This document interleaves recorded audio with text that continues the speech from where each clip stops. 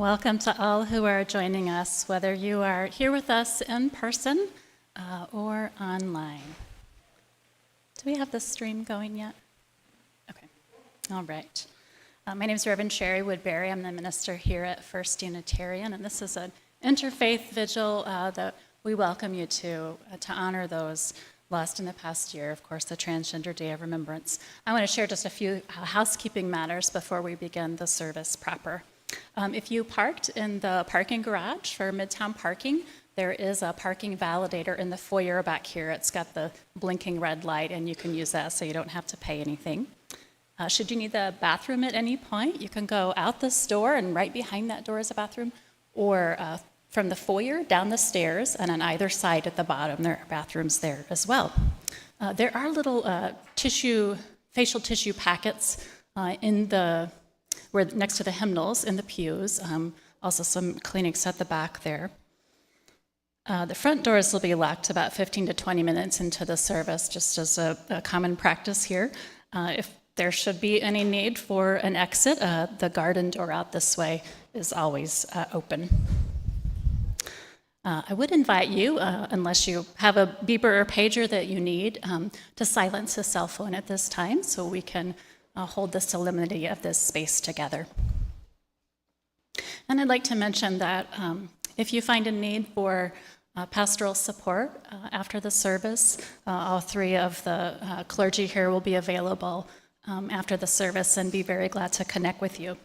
There is also a reception downstairs after the service, and I'd like to thank the Welcoming Congregation Renewal team from First Unitarian for putting that together. That'll just be a chance to share some food and beverage and visit with one another after the service. And good evening, friends. A night of grief and sorrow, a night to attend to the resilient spirit of trans people we love, family members, fellow parishioners, friends, however we know, perhaps ourselves indeed. This is a moment to turn back to the past year, to say the names of those who were taken too soon, far too many. Tonight we will focus on the United States, because there are so many names indeed. But fundamentally, what I believe Tidor to be is an expression of the indomitability of the spirit of trans people. We have always been here, right? Always. Some of the earliest known poetry, in fact, references trans people as a certain expression of them in Sumeria. We've been here, and we will continue to be here for as long, well, forever, I reckon. And there will continue to be struggle for as long as people have a hard time parsing what is possible in a human life.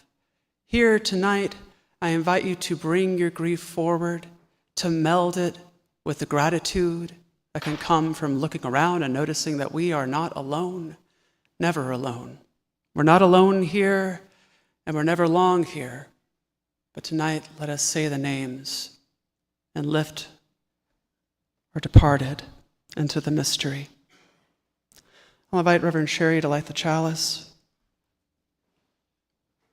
Will you join me in a moment of prayerful contemplation on this symbol of Unitarian Universalism, fire of commitment, the warmth of community, the light of reason,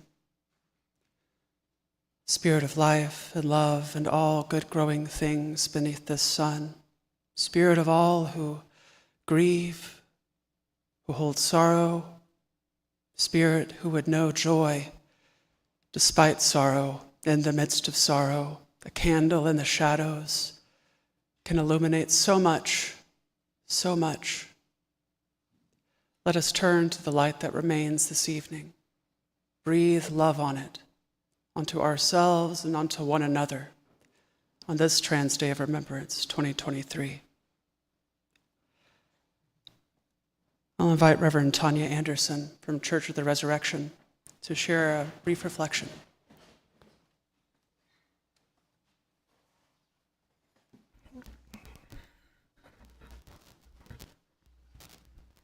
Good evening.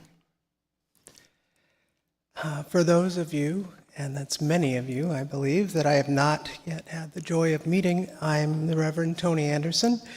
I have the good pleasure of serving as the priest at Episcopal Church of the Resurrection, a small yet fantastic faith community located in North Omaha. It is an honor to be with all of you tonight and to have been invited to speak at this year's Transgender Day of Remembrance service. I'd like to begin this evening by sharing with you a poem written by trans poet, author, and public speaker Alok Vadmanen. This is called Drowning. I'm constantly devastated by a world where the things that are most dear and important to us are the things we cannot talk about in public, where healing isn't something we have space to do collectively, where people care more about our personal brands than our real lives. I always forget to drink enough water and take my vitamins and protect my boundaries, and I have always needed other people's help to keep myself alive, which goes to say I am so hurt by a world that believes in individuals as if we can do any of this alone. I believe we are all constellations of stories. I believe that when you want to scream and you aren't allowed to, the scream doesn't go away, it eats you inside. I believe that almost everyone I have ever met is lonely, sad, and feels undesirable.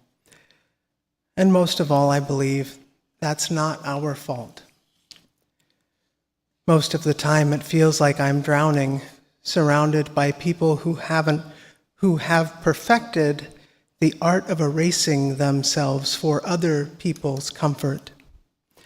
And there are so few moments when I am allowed to be expansive and weird and me.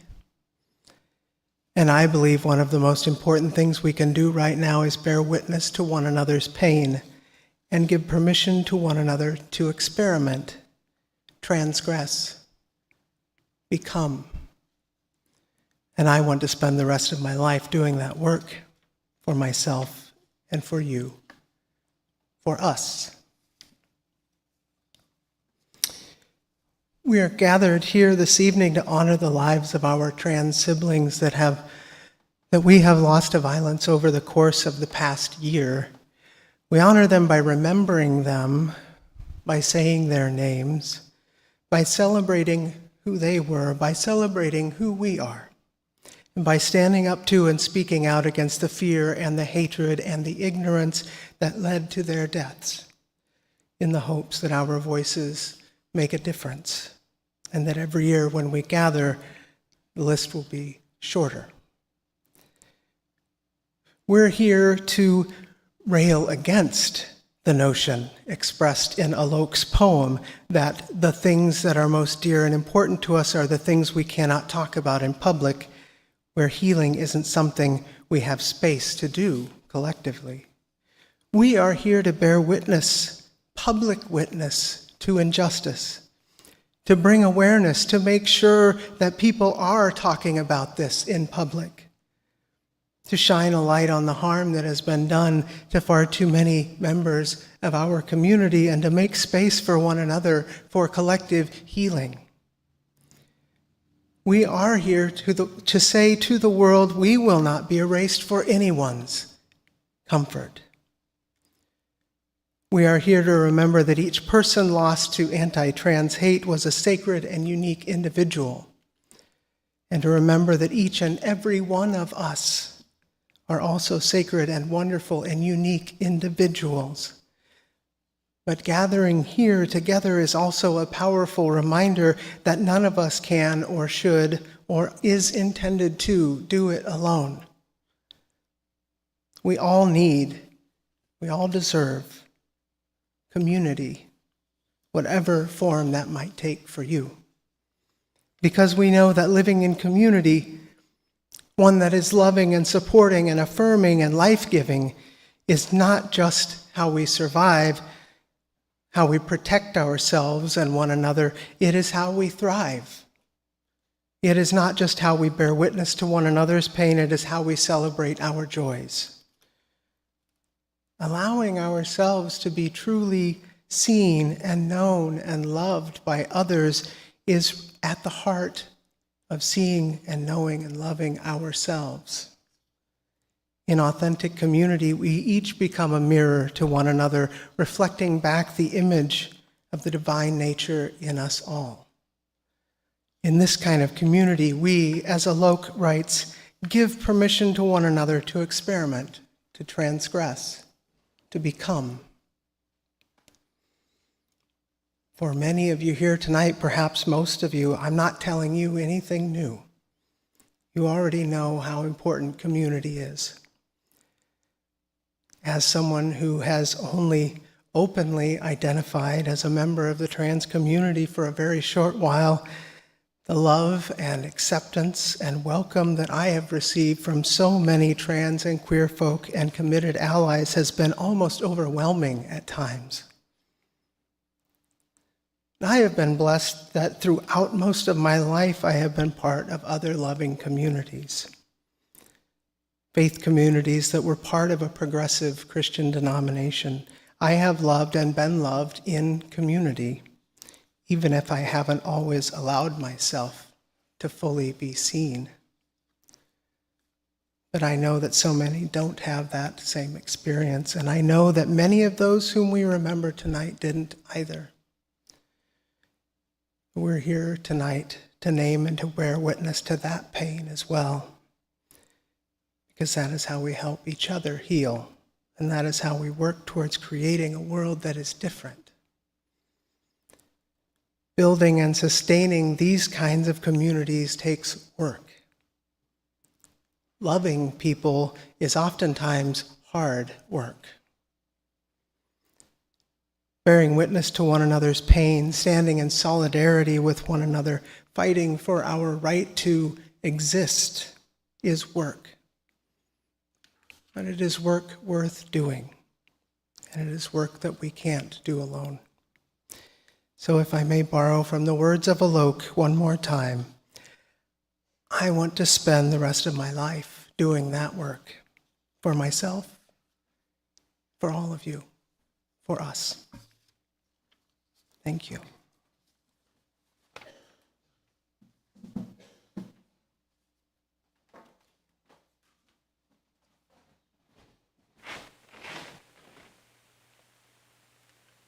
I'm uncertain if I introduced myself, friends. I'm Reverend Juniper Meadows. I serve the congregation of Second Unitarian Church of Omaha. I am also a trans woman. I've been out for 11 or 12 years. It's hard to keep count sometimes. But before I was a minister, I was a musician. And music is what carried me through the early days of my transition in 2012. A grim time, to be sure, in East Tennessee, where misunderstanding is rife and appreciation for difference is at a minimum.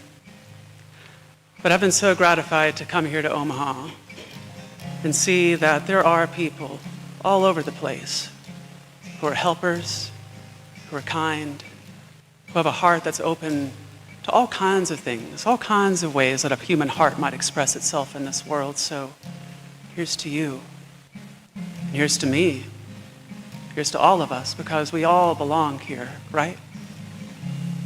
Right. And tonight we honor not only those who are lost to violence, but also people lost to violence of their own hand, people who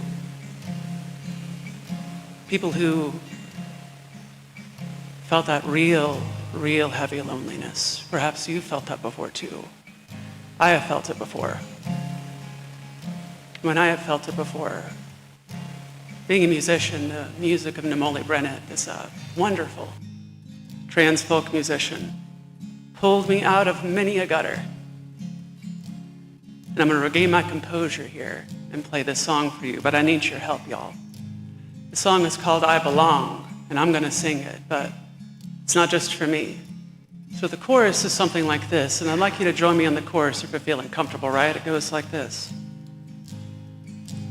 I belong to fields and skies and plains. I belong, I belong, I belong.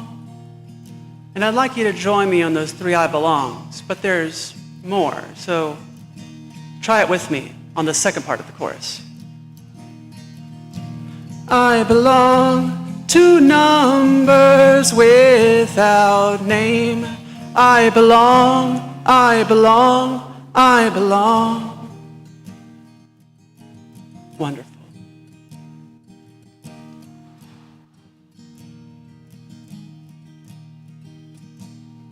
To the north, south, east, and west,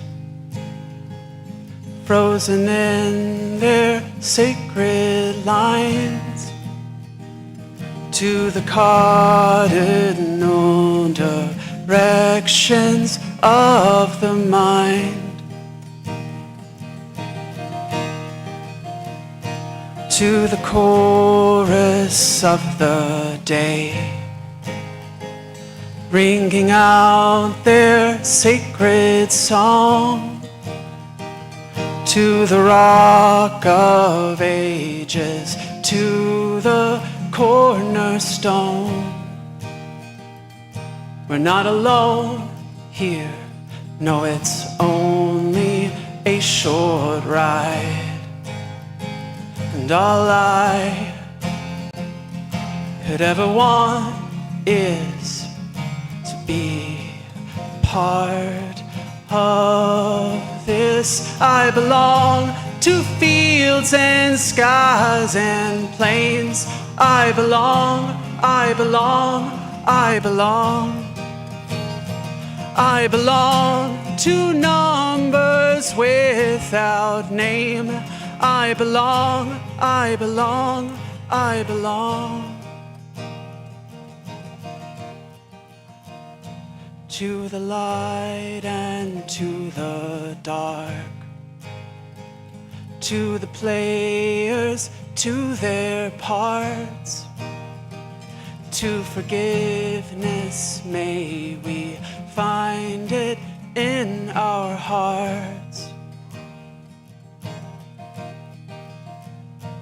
And to those who would destroy, and to those who would divide, may we find our better angels in this life. We're never long here, no, it's only a short ride, and all I could ever want is to be part of this. I belong to fields and skies and plains. I belong, I belong, I belong. I belong to numbers without name. I belong, I belong, I belong. And to those who've come before, and to those still yet to be, may we all be happy, may we all be free from suffering, 'cause it's only a short ride, and all I could ever want is to be part of this.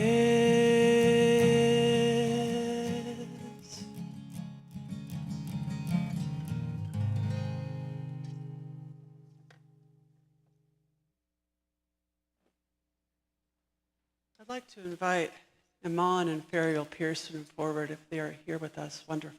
Thank you, friends. Iman will be offering us a reflection, what it means to be a young trans person these days when so much hard stuff is coming their way, and Ferial will offer us a charge to the allies.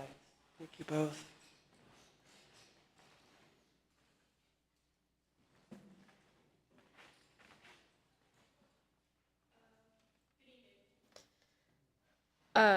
My name is Iman Pearson. I am 17 years old and I use he, him pronouns. Right now, as a senior in high school, the question I get asked the most is my plans after high school. Where do I want to go? What do I want to do with my life? Who do I want to be? How do I want to be known in this world? If you asked any of one of my classmates these questions, they would either lie and tell you a straightforward answer or be honest and tell you they don't know. I, however, have always been a man with a plan. This plan has changed countless times, but the plan I have right now is the one I think I'll stick with. I want to teach. I want to be a high school social studies teacher and sponsor a billion different extracurriculars and get multiple master's degrees and do it all. But at the core of everything, I know I want to teach. As I say this, I reflect on others who can't focus on making these decisions right now. Right now, I have friends who have to focus on staying alive and well long enough to make it out of where they come from. They have families who really couldn't care less about keeping them safe. They have lawmakers who won't listen to the facts about healthcare. We have lawmakers who don't care if anyone lives or dies. My friends are making plans to get far, far away from here.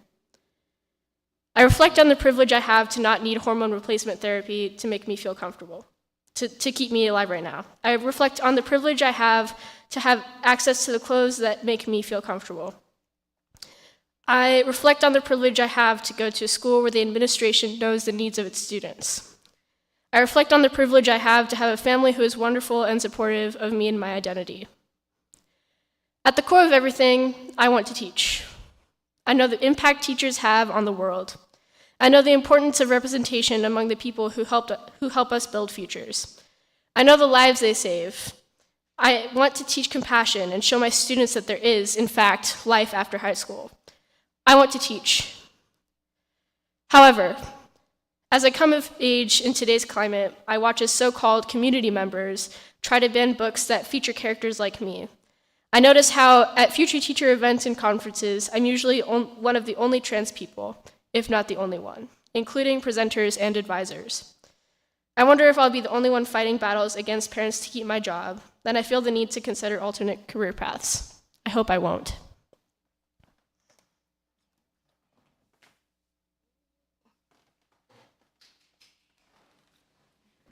Good evening, everyone. I'm Fariel Pearson. I'm Iman's mommy, really proud mommy, and it's really hard to follow that, so I'm going to try, though.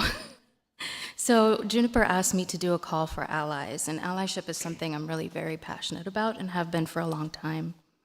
I did ask Iman for his advice earlier today. I said, what is it that you want allies to know? And so a lot of this came from Iman.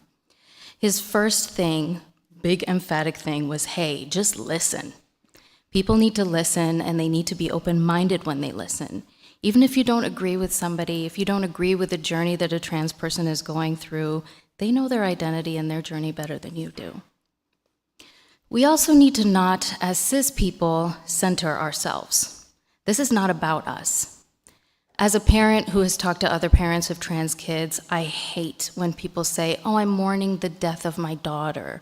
I'm mourning the death of my son because my child has transitioned. What an awful, awful thing to say. And what a way to center yourself and not the journey that your child is going through.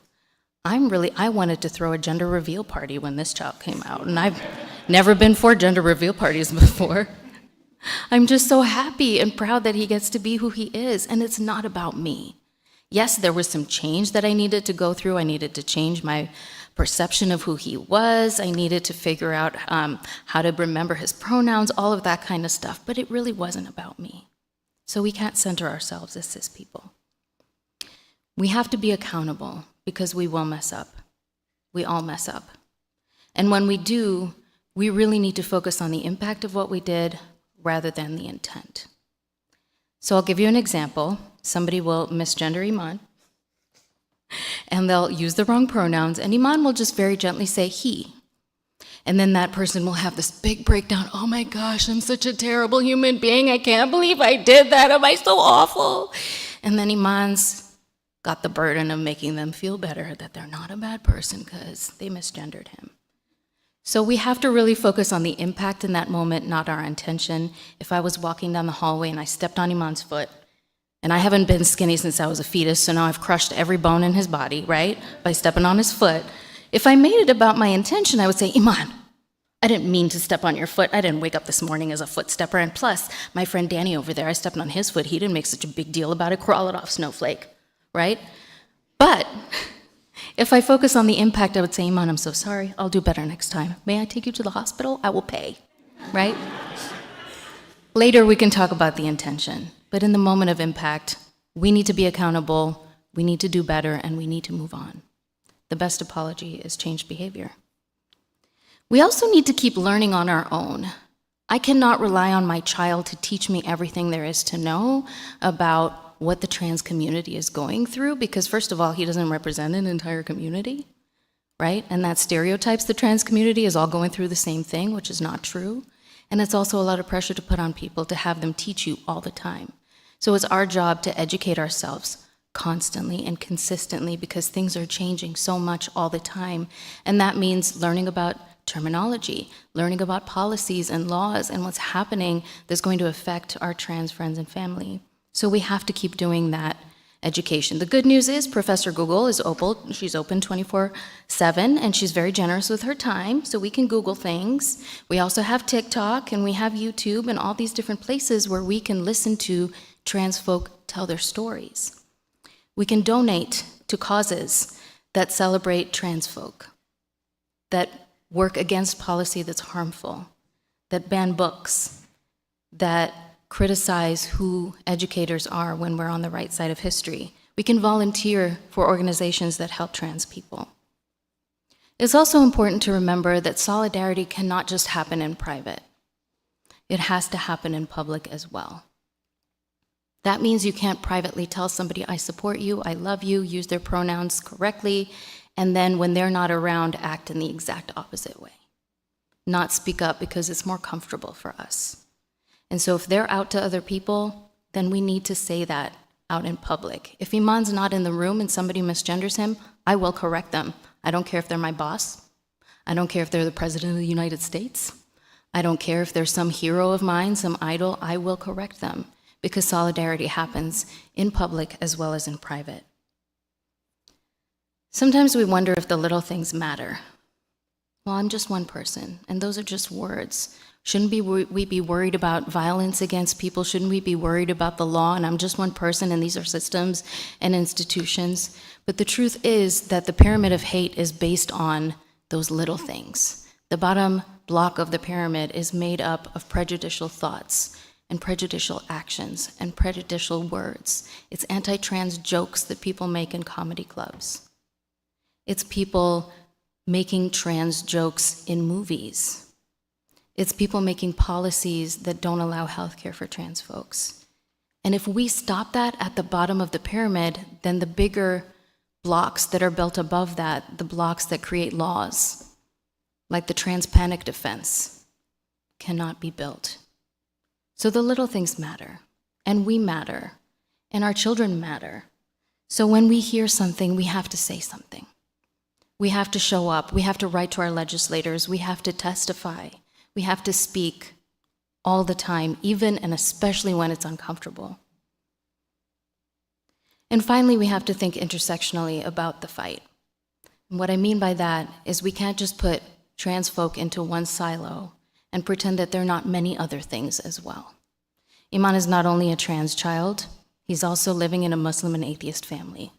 He also is a child of immigrants. He also is somebody who cares deeply about teaching, right? And he spoke about all his friends. And so if you care about trans folk, you have to care about trans folk who are Black, trans folk who are disabled, trans people who are living on the streets or who are food insecure, who are immigrants, who are refugees, who are Muslim, who are Jewish, who are atheist, who are Hindu. We have to really think about it intersectionally because we don't exist in a silo. And when something happens to one of us, it happens to all of us when we're truly in community. And so thank you for being here today. I know it means a lot to both of us to see your faces here in support. And I know that you are all strong allies, and I look forward to getting to know all of you maybe a little bit later.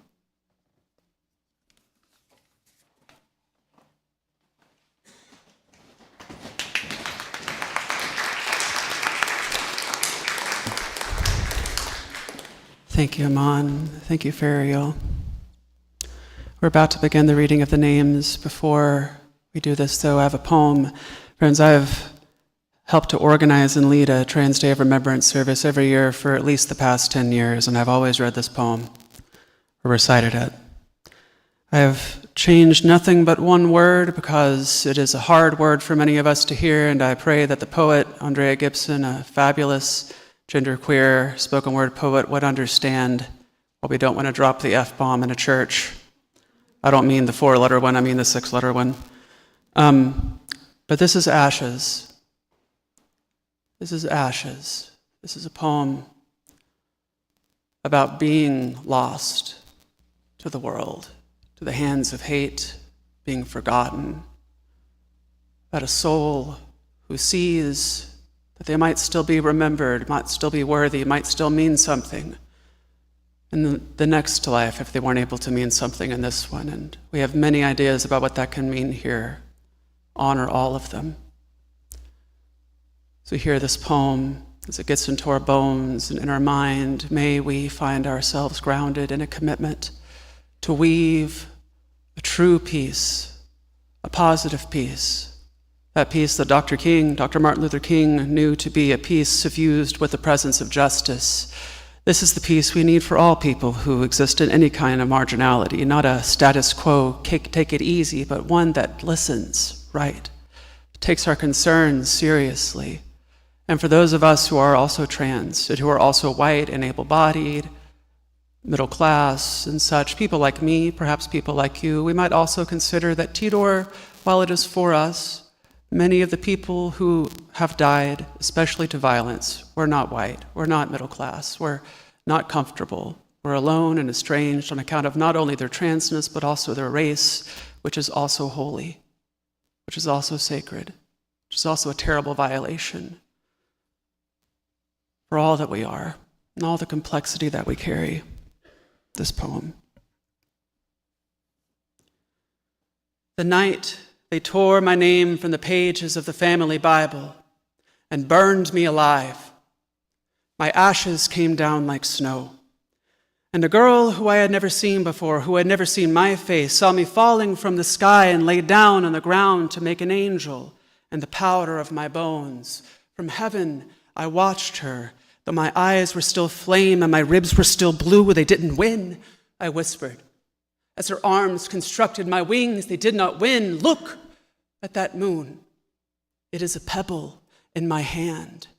Tonight I could cast it across that fog-drunk sea to the lashes accordion in the night, and all that they know of hate is that they could not kick the love out of me. That when they dropped me into the ground, I fell like a bucket into a well and came up full, carving my lover's name into the skin of a weeping willow who had spent its entire life laughing at the rain. Hold me like a lantern.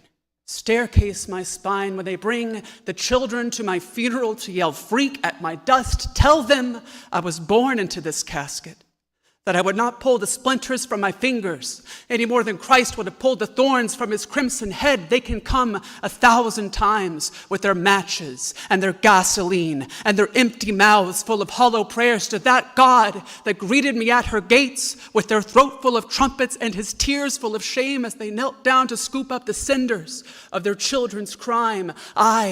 I know what holy is. I know the soul is shaped like a bowl. I know the lies we try to fill it with and all too often spill the orchard's insides. But my lover's shoes were tied with guitar strings. And when we walked, there was a field full of sun, a silo in my chest, a river full of sun that we left to pick our sweethearts off the trees that kept uprooting tombstones so the names of the dead would crumble into poems. Write me down like this. Say my ashes never made the news. Say the jury was full of shotguns and the snow that fell on the tip of your tongue refused to melt away. Say this to every child hiding their heartbeat from their father's fist. I planted the garden of my kiss. I ripped the night apart with my teeth. I loved so hard that when you hold your ear to the ground, the train you hear coming will still be my heart, a rumbling harpoon, a sky that they cannot bury. Look at that moon. I am a pebble in her hand, a harmonica held to the mouth of the river where nothing ever burns. I'll invite Lily and Sawyer forward for a reading of the names. As each name is read, I will extinguish a candle. We will have a moment of silence in the dark.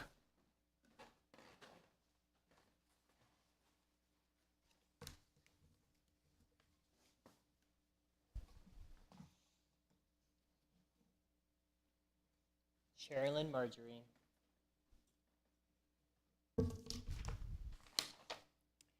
Age 35, violence.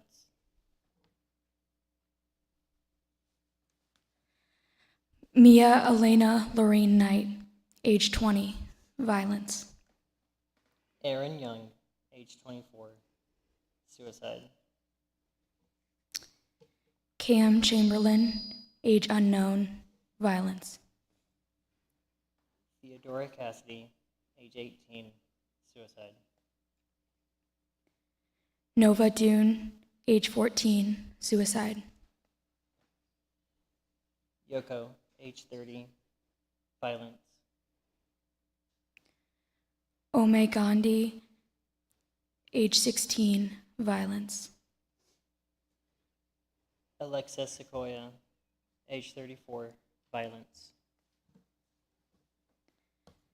Lakendra Andrews, age 26, violence. Charm Wilson, age 32, violence.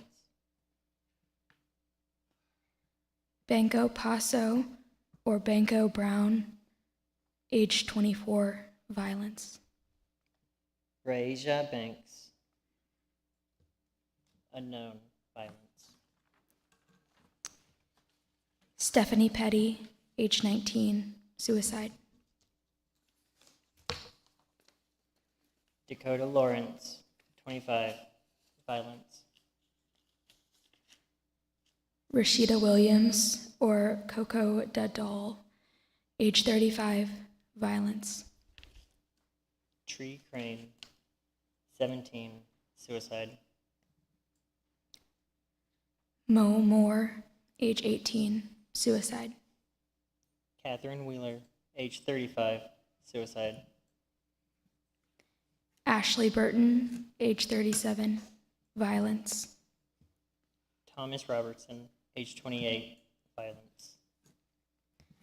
Saya Woodland, age 18, violence.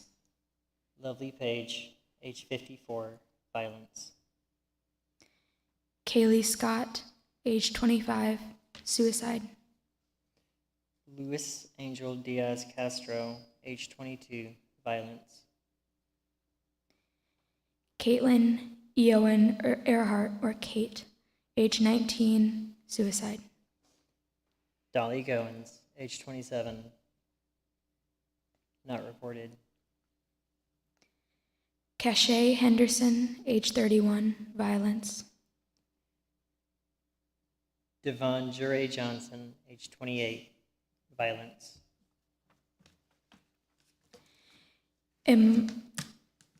Imanwita O. Zaki, age 26, violence. Camden Ryder, age 21, violence. Ivory Nicole Smith, age 27, uncategorized.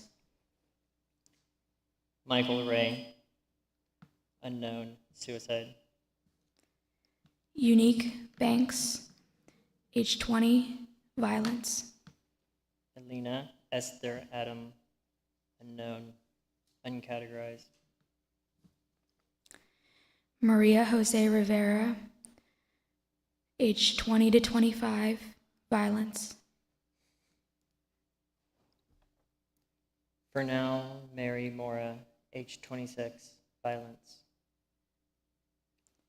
Olivia Snow, age 47, uncategorized. Colin Smith, age 32, violence. Manuel Taran, or Tortuguita, age 26, violence. Jacob Williamson, age 28, violence. Casey Johnson, age 27, violence. Michelle Dion Peacock, age 59, violence. Jasmine Starr Mack, age 36, violence.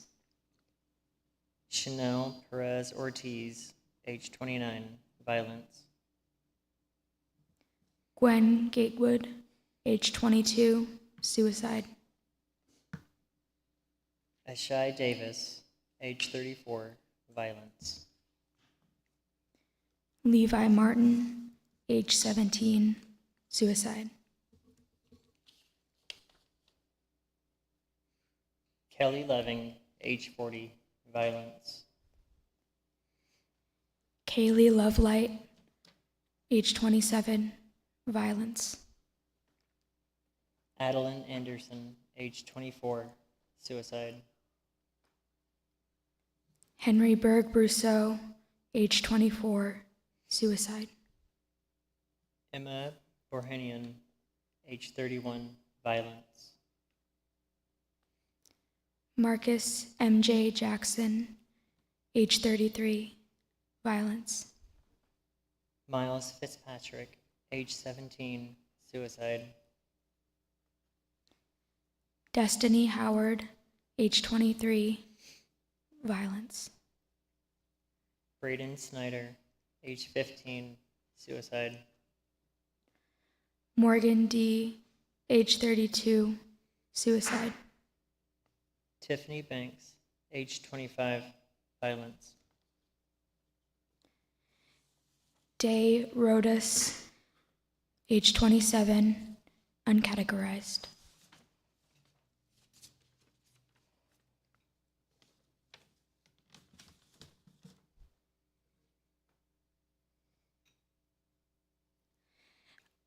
Diamond Jackson McDonald, age 27, violence.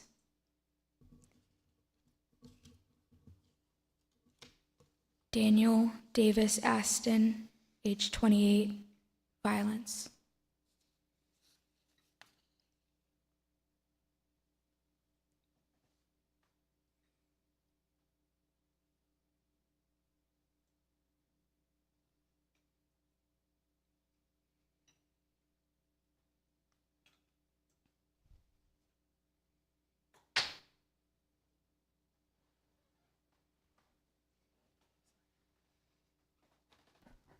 Thank you, Lily Sawyer.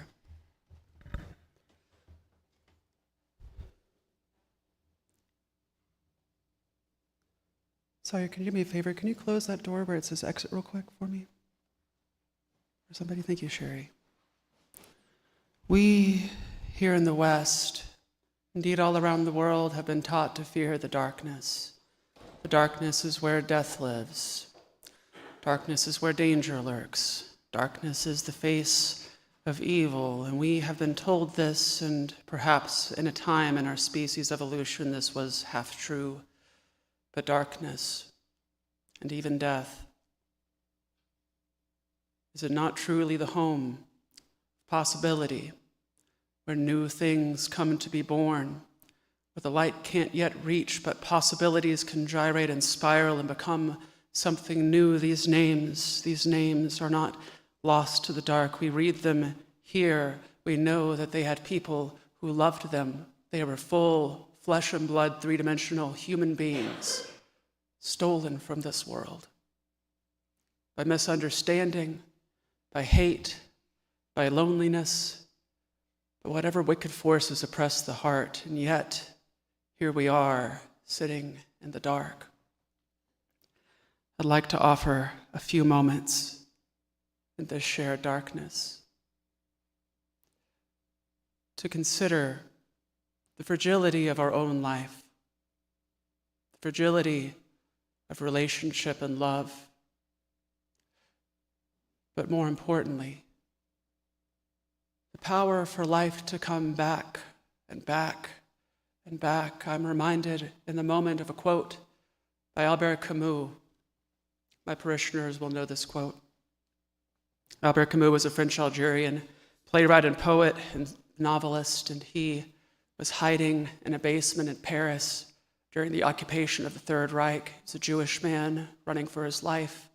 And in a letter to his sister, he wrote, "In the depths of winter, I found there was within me an invincible summer."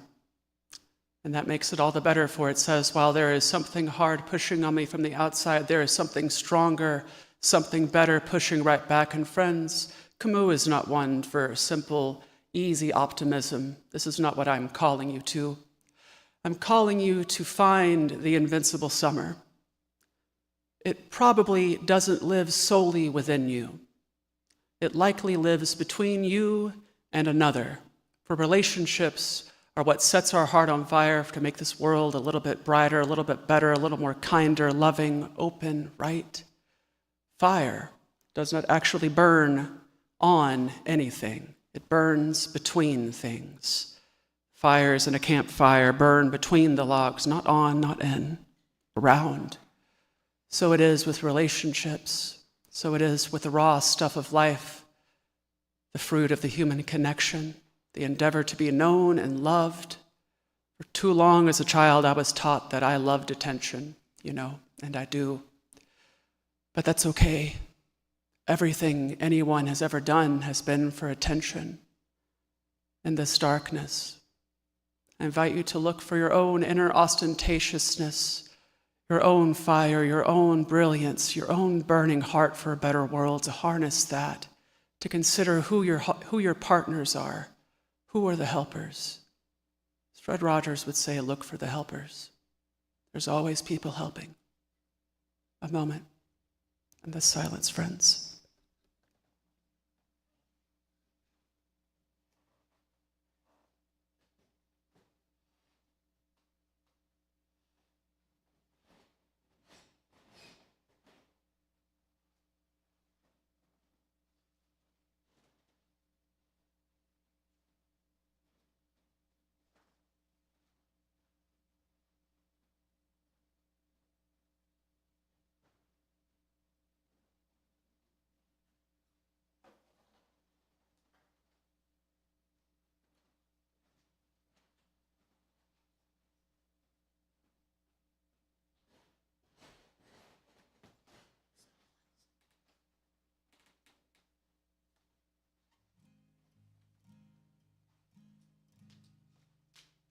This little light of mine, I'm gonna let it shine.